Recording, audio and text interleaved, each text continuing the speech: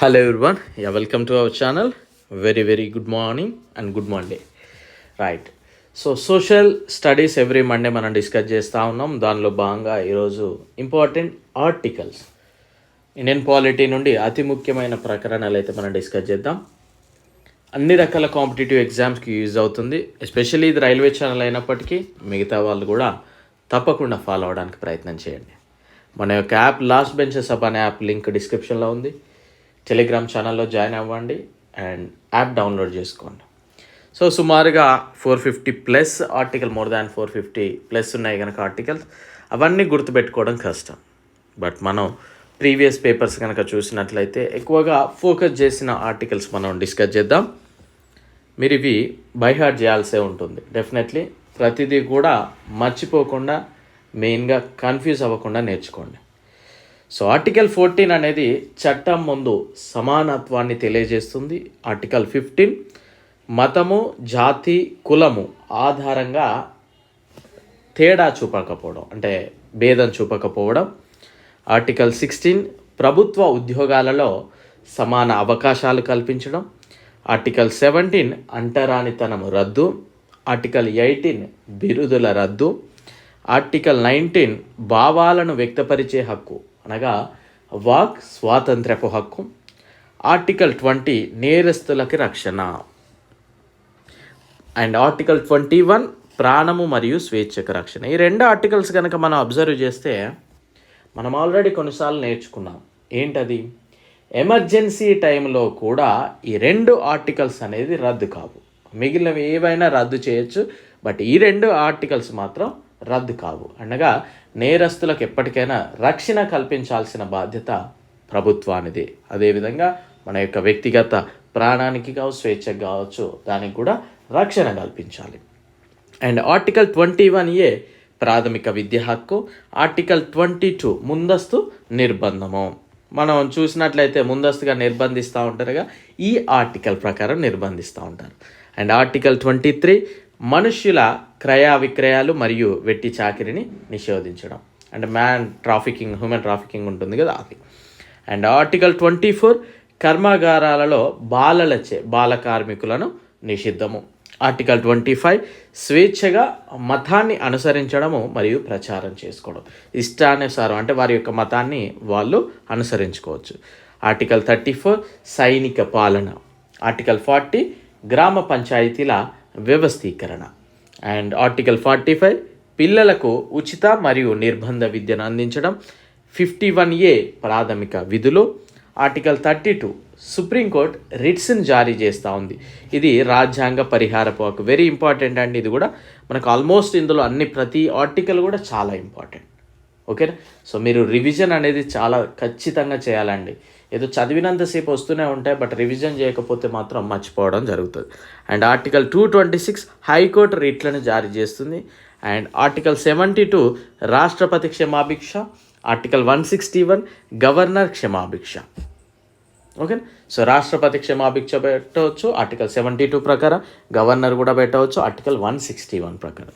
And article 300A ఇదివరకు ఇది ప్రాథమిక హక్కులలో ఉండేది, బట్ దాన్ని తీసేశారు కదా. ఆస్తి హక్కు ఇదివరకు ప్రకరణ 31గా ప్రాథమిక హక్కులలో ఉండేది, ప్రస్తుతం రద్దు చేయబడి ఒక చట్టబద్ధమైన హక్కుగా మనకి ఆర్టికల్ 300Aలో ఆస్తి హక్కు ఉండడం జరిగింది. అండ్ ఆర్టికల్ 123 రాష్ట్రపతి ఆర్డినెన్స్ జారీ చేయడం. ఆర్టికల్ 213 గవర్నర్ ఆర్డినెన్స్ జారీ చేయడం. చూడండి ఇక్కడ నెంబర్ 123 213 మనం ఈజీగా కొన్ని కోడ్స్ పెట్టుకోవాలండి మనం. అండ్ నెక్స్ట్ ఆర్టికల్ 352 జాతీయ అత్యవసర పరిస్థితి. ఆర్టికల్ 356 రాష్ట్ర అత్యవసర పరిస్థితి, రాష్ట్రపతి పాలన. ఆర్టికల్ 360 ఆర్థిక అత్యవసర పరిస్థితి. ఆర్టికల్ 368 రాజ్యాంగ సవరణ. ఈ క్వశ్చన్స్ అయితే అడిగి పేపర్లే చినిగిపోయినాయి అనుకుంటాను. ఎన్నోసార్లు అడిగిన క్వశ్చన్స్ ఇవి. అండ్ ఆర్టికల్ 52 రాష్ట్రపతి గురించి తెలియజేస్తుంది. 54 రాష్ట్రపతి ఎన్నిక. 55 రాష్ట్రపతి ఎన్నిక విధానము. ఆర్టికల్ 60 పదవి స్వీకారము. ఆర్టికల్ 61 మహాభియోగ తీర్మానం. అండ్ 63 భారత ఉపరాష్ట్రపతి గురించి. 66 ఉపరాష్ట్రపతి ఎన్నిక గురించి తెలియజేస్తుంది. కాగ్ గురించి 148. అండ్ 76 వచ్చేసి attorney general and advocate general గురించి 165. సో వీటి యొక్క డిఫరెన్స్ చూడండి, 89 ఉంది, ఇలా కొన్ని కలిసి వస్తూ ఉంటాయండి, అది కూడా మనం గమనించండి. ఇక్కడ చూడండి ఆర్టికల్ 75 ప్రధానమంత్రి రాష్ట్రపతిచే నియమింపబడతాడు. ఇక్కడ 164. వీటి మధ్యలో డిఫరెన్స్ చూడండి, 89. ఇక్కడ ముఖ్యమంత్రి గవర్నర్చే నియమించబడతారు. And article 100 speaker voting.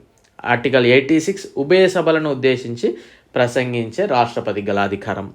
ఇక్కడ చూడండి, ఇక్కడ కూడా 89 ప్లస్ చేస్తే మనకి రాష్ట్ర శాసనసభలు మరియు శాసన మండలిలో సమావేశాలకి ఉద్దేశించి గవర్నర్ ప్రసంగం ఆ యొక్క అధికారాలు.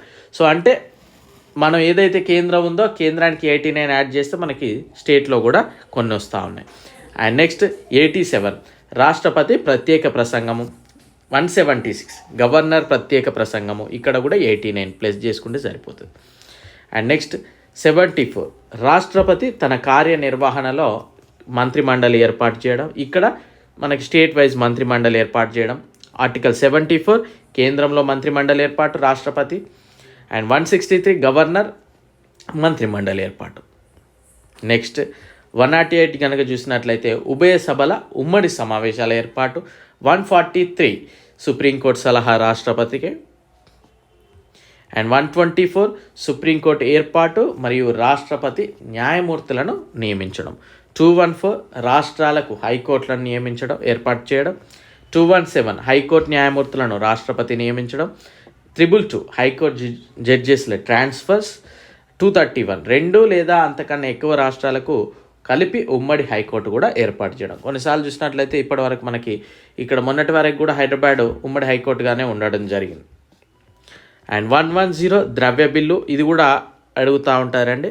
110 అడిగారు, 117 అడిగారు. 112 ఆర్థిక నివేదిక, వీటో అధికారాలు 111, 117 ఆర్థిక bill. Next 338 SC commission, 338A ST commission, 338B backward class commission, 341 SC, 342 ST, 343 కేంద్ర అధికార భాష, 345 రాష్ట్ర భాషలు. 330 షెడ్యూల్ కులాలు మరియు షెడ్యూల్ తెగల వారికి లోక్సభలో రిజర్వేషన్లు. 332 సేమ్ ఎస్సీ ఎస్టీ వాళ్ళకి మనకి రాష్ట్ర శాసనసభలో రిజర్వేషన్. 333 శాసన మండలిలో ఆంగ్లో ఇండియన్. 331 రాష్ట్రపతి ఆంగ్లో ఇండియన్స్ని నియమించడానికి. అండ్ 153 రాష్ట్ర గవర్నర్లు. 155 గవర్నర్ల నియామకము. 312 అఖిల భారత సర్వీసులు. అండ్ 315 కేంద్ర రాష్ట్ర సర్వీస్ కమిషన్. 326 ఓటు హక్కు. అండ్ 89 వచ్చేసి రాజ్యసభ చైర్మన్ మరియు డిప్యూటీ చైర్మన్. 93 లోక్సభాపతి మరియు ఉపసభాపతి. 243A గ్రామ సభలో. ఆర్టికల్ 1, 2, 3 కూడా చదవండి. యూనియన్ యొక్క పేరు మరియు భూభాగము. నూతన రాష్ట్రాలను చేర్చుకోవడం మరియు స్థాపించడము. నూతన రాష్ట్రాల ఏర్పాటు మరియు భౌగోళిక ప్రాంతాల సరిహద్దుల మార్పు లేదా నేమ్ చేంజెస్ అన్నీ కూడా మనకి 3rd వస్తాయి. సో ఏదైనా కొత్త రాష్ట్రం ఏర్పడినప్పుడు ఈ ఆర్టికల్స్ కొద్దిగా డిస్టర్బ్ అవుతాయి అన్నట్టు. అండ్ రాజ్యాంగబద్ధ సంస్థలు వాటి ప్రకరణలు చూసినట్లయితే అటార్నీ జనరల్ 76, కంట్రోలర్ మరియు ఆడిట్ జనరల్ 148, అడ్వకేట్ జనరల్ 165, రాష్ట్ర ఆర్థిక సంఘము 243I, ఎన్నికల కమిషన్ రాష్ట్ర 243K, జిల్లా ప్రణాళిక కమిటీ 243ZD, మెట్రోపాలిటన్ ప్రణాళిక కమిటీ 243ZE, అంతర్రాష్ట్ర మండలి 263, అండ్ వస్తు మరియు సేవల పన్ను మండలి 279A, ఆర్థిక సంఘము 280, అంతర్రాష్ట్ర వ్యాపార వాణిజ్య commission 307. And next UPSC SPSC కనుక చూసినట్లయితే 315, ఎన్నికల కమిషన్ 324, అధికార భాషా కమిషన్ మరియు పార్లమెంట్ అధికార భాషా కమిటీ 344, భాషాపరమైన మైనార్టీ వర్గాల ప్రత్యేక అధికారి 350B. సో మనకి ఈ రెడ్ కలర్ వరకు ఇక్కడి వరకు చదవండి మోస్ట్లీ, ఓకేనా. ఇవన్నీ కూడా ఇంపార్టెంట్. కింది పెద్దగా అంతగా అడిగే అవకాశం ఉండకపోవచ్చు, బట్ ప్రిపేర్ అయితే అవ్వడానికి ప్రయత్నం చేయండి. మన యొక్క యాప్ తప్పకుండా డౌన్లోడ్ చేసుకోండి. చాలా అందరికీ అందుబాటులో ఉండాలనే ఆలోచనతో చాలా మంచి కంటెంట్ తక్కువకే ఇవ్వడం జరుగుతూ ఉంది. ప్రతి ఒక్కరూ తీసుకోవడానికి ప్రయత్నం చేయండి. I wish you very good life. Video like చేయడం మర్చిపోకండి, షేర్ చేయండి. Thank you.